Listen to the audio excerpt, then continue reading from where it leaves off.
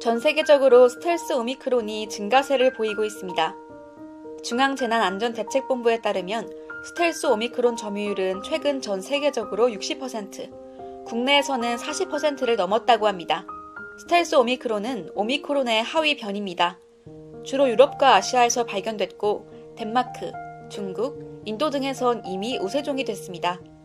스텔스 오미크론에 대해 사람들이 가장 오해하고 있는 것이 PCR 검사에서 검출되지 않는다는 것인데 이것은 사실과 다릅니다.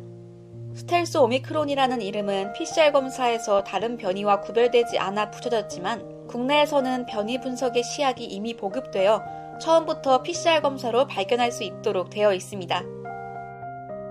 세계보건기구에 따르면 스텔스 오미크론은 기존 오미크론보다 전파력이 강하다고 합니다.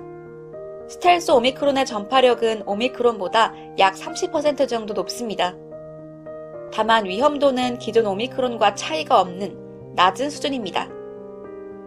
혹시 세대기라는 말을 들어보셨나요? 앞선 감염자의 증상일에서 다음 감염자의 증상일까지 걸리는 시간을 세대기라고 부르는데 스텔스 오미크론의 평균 세대기는 오미크론보다 0.5일 정도 짧아 전파 속도도 빠른 것으로 알려져 있습니다.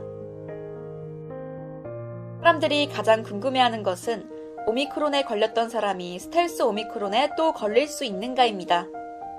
현재 많은 사람들이 오미크론에 걸렸기 때문에 가장 궁금한 부분인 것 같습니다. 결론적으로 기존 오미크론에 걸렸던 사람은 스텔스 오미크론에 걸릴 위험이 매우 낮은 것으로 예측됐습니다. 덴마크 국립혈청연구소가 지난 2월 공개한 보고서에 따르면 2021년 11월부터 2022년 2월 사이 오미크론 감염 사례 180만 건을 분석한 결과 첫 감염 후 20에서 60일 사이에 재감염된 사례는 187건이었습니다. 이 중 오미크론 감염 후 스텔스 오미크론에 재감염된 경우는 47건으로 적었습니다. 실제 재감염된 사례도 대부분 백신 접종을 마치지 않은 젊은 층이 증상을 가볍게 앓은 것으로 조사됐습니다. 다만 홍콩대학교와 홍콩 프린세스 마가렛 병원 연구팀이 연구한 결과에 따르면 스텔스 오미크론에 감염된 소아 환자는 다른 코로나19 변이나 독감에 비해 더 심각한 증상이 나타날 가능성이 크다고 합니다.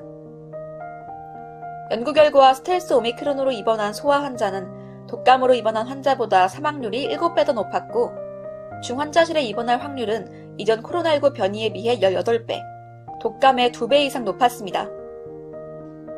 중대본은 지난 25일 0시 기준 신규 코로나19 확진자 수를 33만 9,514명으로 집계했습니다. 1일 확진자 수가 소강 상태를 보이며 방역당국은 오미크론 확진세가 정점을 지나고 있다고 판단하고 있습니다. 문제는 오늘 알아본 스텔스 오미크론입니다. 전 세계적으로 스텔스 오미크론이 번지고 있어 우리나라도 스텔스 오미크론에 의해 앞으로 확진자가 다시 늘어날 가능성을 우려하고 있습니다.